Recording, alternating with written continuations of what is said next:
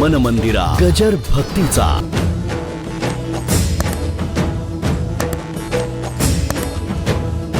लग्न झाल्यानंतर आपण मुलांना सांगतो आता लक्ष ठेवून वागा, कसं तरी वागू नका, बायको आहे, तिच्यासमोर आम्हाला बोलायची पाळी येऊ नये, असं सांगता का नाही तुम्ही? कोणी तुम्हाला तरी तुमच्या बापाने सांगितलं होतं का नाही? तर काय करावं?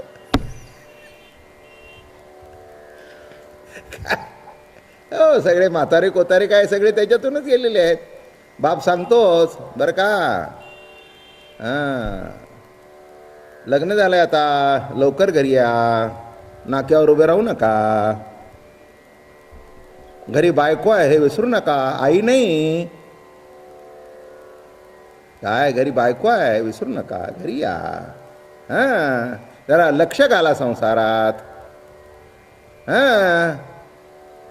आईला भाजी नाही आणून दिली तरी चालेल, पण बायकोला आणून देत चला.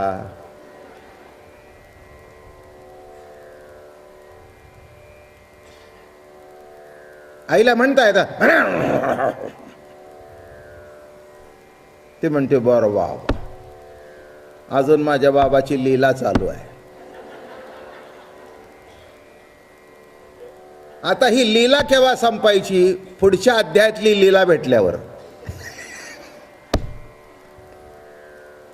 काय लीला संपली आणि लीलावती आली, संपलं. काय तसं इथे कृष्ण लीला रास क्रीडेमधून परिपूर्ण अवस्थेला आली आणि पुढे कार्य सुरू झालं. जगदोद्धारा करता जे आले होते ते कार्य सुरू. आता इथेही राक्षसांचं मारणं बिरणं अमकं तमकं झालं हे नाही असं काही नाही आहे. अगदी सुरुवातच पुतनेच्या वधापासून हे जरी होतं तरी खेळ होते, लीला होतं, कौतुक होतं, अलग लक्षात गाया चारणं होतं, मोठा आनंद लुटत होता भगवान. तुम्हाला माहिती आहे का, द्वारकेमध्ये गेल्यानंतर सुद्धा देवाच्या डोळ्याला धार लागत होती गोकुळातले दिवस आठवून.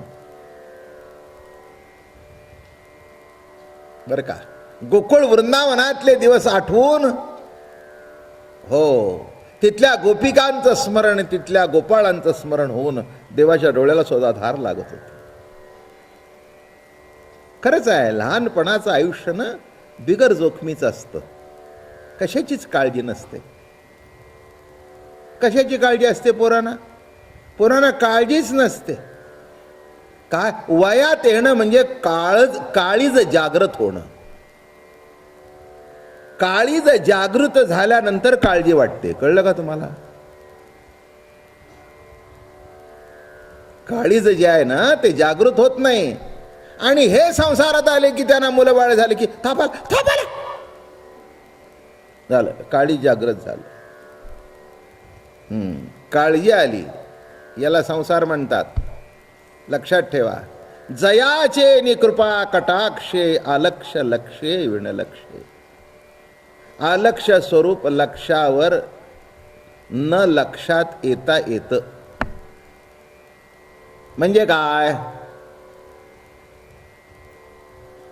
तुम्ही आता प्रवचन झाल्यावर घरी जाणार ना? हो, घरी जाणार. घरी जायचं पण 9, 9:30 होतो, आणि मग 9, 9:30 झाल्यानंतर जरा 5-10 मिनिटं झाल्यानंतर, अगं काय वाढतेच की नाही, मला भूक लागली आहे. म्हणजे 9:30 वाजताच तुम्हाला भूक लागली का? नव्हे, भूक लागण्याची प्रक्रिया तुमच्या न कळत आत्ता सुद्धा पोटात चालू आहे.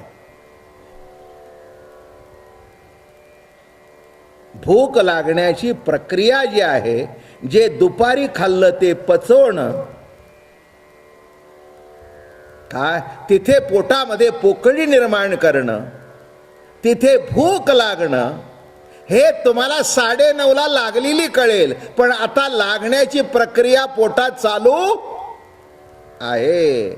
म्हणजे अलक्ष स्वरूप लक्षावर तुमच्या लक्षात न येता येतं. प्रत्येक गोष्टीचा असंच आहे. तुम्ही जन्माला आला त्या दिवशी किती फूट होता?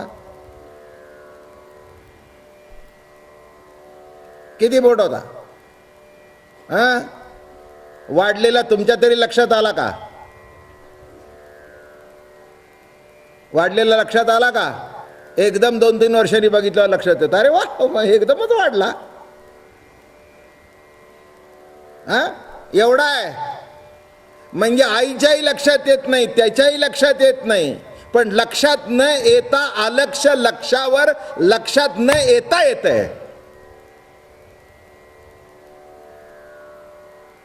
तहान तशीच लागते, भूक तशीच लागते. विचार लक्षात आहेत नाहीत मला माहिती नाही, पण मी इथे बसल्यानंतर अलक्ष आहे ते लक्षावर येतं. योग्य तऱ्हेने आपलं काम करून निघून जातं, पुन्हा अलक्षात जातं. काय म्हटलं? प्रवचनाच्या वेळेला लक्षावर येतं आणि प्रवचन संपल्यानंतर अलक्षात जातं. आणि ती गोष्ट 10 वर्ष जरी आठवली नाही तरी 10 वर्षांनी आठवते. 10 वर्ष एका ठिकाणी बुद्धीच्या कोपऱ्यात जाऊन पडलेली गोष्ट ती आत्ता कशी आठवली? हा एक लक्षात होती, ती लक्षात आली. पण अशा कितीतरी गोष्टी प्रवचनातून घडत असतात की जी आपल्याला माहिती नाही, ती प्रवचनामध्ये सटकन पुढे येते आणि ती सांगितली जाते. एक लक्षात ठेवा, आसक्ती निर्माण झाली की ते विषय तुमच्यावर सक्ती करतात. शब्द किती जवळचे आहेत, आसक्ती आणि सक्ती. काय रस्त्याने निघाला होता, एखादी आवडीची वस्तू बघितली, आसक्ती निर्माण झाली, त्या आसक्तीने सक्ती केली आणि त्या दुकानच्या पायऱ्या चढवल्या.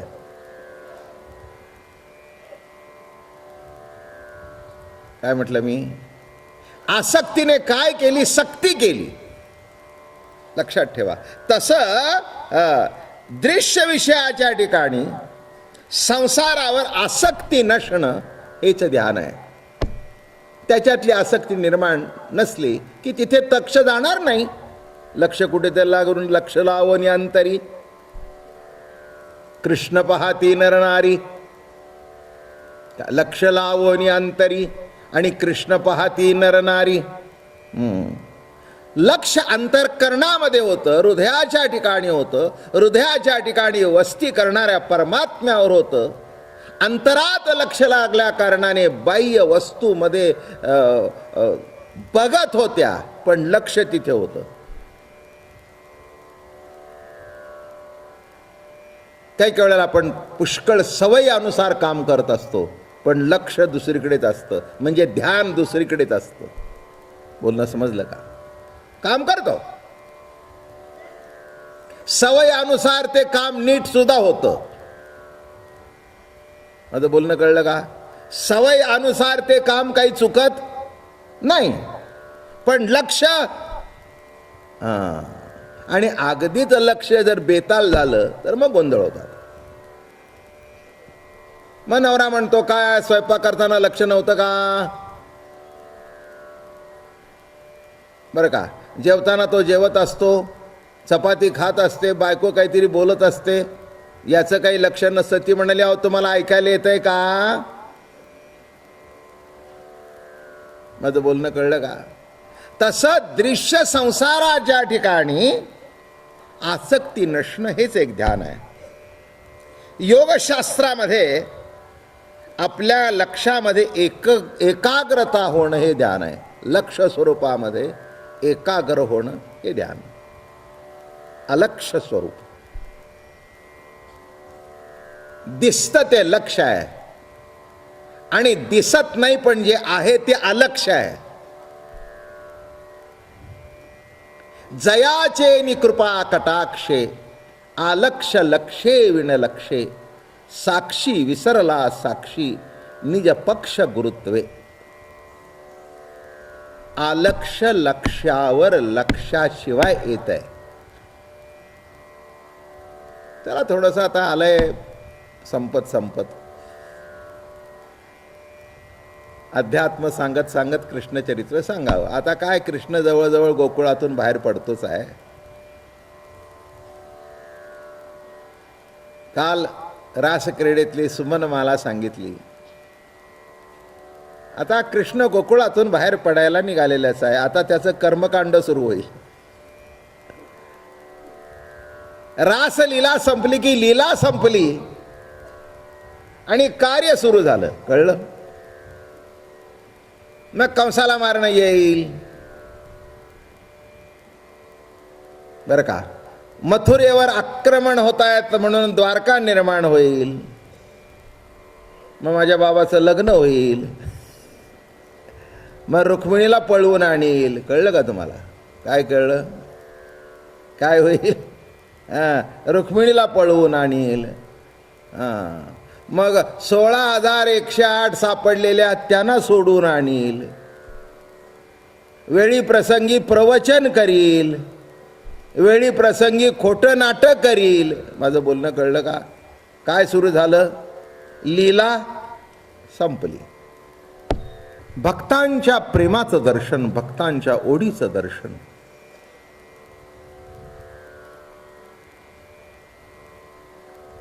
प्रत्येक कृतीमध्ये एक लीला आहे. माखन चोरी,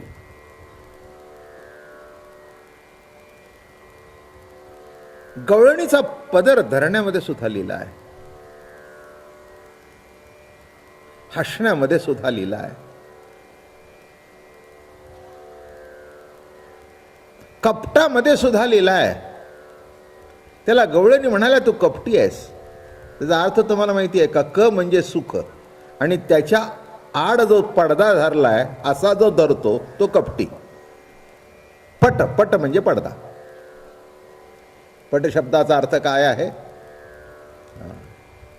आमच्या नेत्राला जे सुख होतं, आमच्या कानाला जे सुख होतं, आमच्या इंद्रियांना जे सुख होतं, आमचं मन तुझ्याकडे बघून जे तृप्त होत होतं, बुद्धी विचार करायचं सोडूनच दिलं होतं, अशी समाधी न लावताना समाधी अवस्थेत चालत होतो, बोलत होतो, खेळत होतो, वावरत होतो.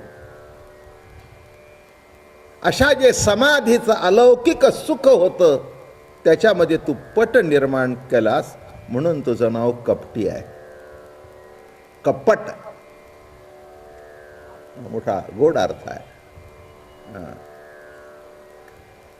बाकीच्या माणसांचं कपट निराळ असतं. इथे तसं कपट नाही आहे.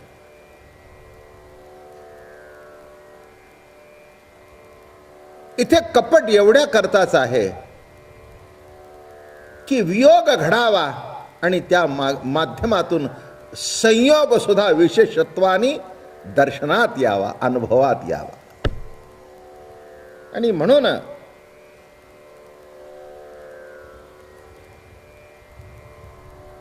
सतत प्रभूच्या चिंतनात होत्या, सतत प्रभूच्या ध्यानात होत्या.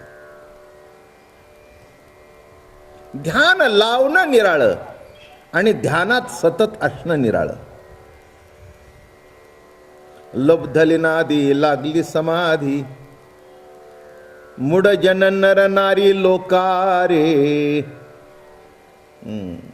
यादी कळली का? कुणाला लागली? मुड जन नर नारी लोकारे, लुब्धलिनादी लागली समाधी. गवळणींना तसं काय येत होतं?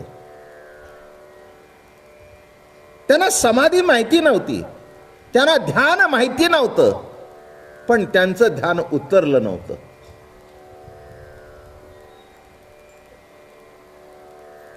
जीवी लागिले हरीचे ध्यान. ध्यान लागण्याकरता सुद्धा प्रेम लागतं. प्रेमाशिवाय ध्यान होऊ शकत नाही,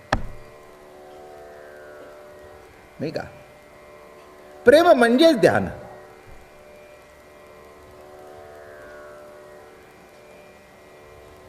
एखाद्या विषयातल्या वस्तूचे जर प्रेम असेल तर तिचा सुद्धा विसर होत नाही. तसं प्रभूवर प्रेम असल्यानंतर ध्यान करण्याची आवश्यकता नाही, कारण ध्यान मोडतच नाही. कुणी म्हणाले डोळे झाकून बसा, कुणी म्हणाले काय करा. बरं का, अनेकांचे अनेक विचार आहेत. सांख्य मतामध्ये असा आहे, संसार जर दिसला तर त्याच्यात आसक्ती नसणे नामे ध्यान. समजून घ्या. दिसतोय संसार, बरोबर आहे ना, पण त्याच्याकडे आसक्ती नसणं हे ध्यान, नाही का. त्याच्याची आसक्ती नाही आहे म्हणजे कुठेतरी निराळ्या ठिकाणी मन गुंतलेलं आहे. आणि दुसरं, दृश्य विषयामध्ये जर मन गुंतलेलं नाही तर मन कुठे गुंतलं, तर दृश्य प्रभूमध्ये. माझं बोलणं कळलं का? दृश्य विषयामध्ये आसक्ती नसणं नामे ध्यान. ध्यान ध्यान म्हणजे काय, नाही का. एखादी व्यक्ती बघितली, तिचा सहवासावासा वाटला. एखादी खाण्याची वस्तू बघितली. मन मंदिरा गजर भक्तीचा.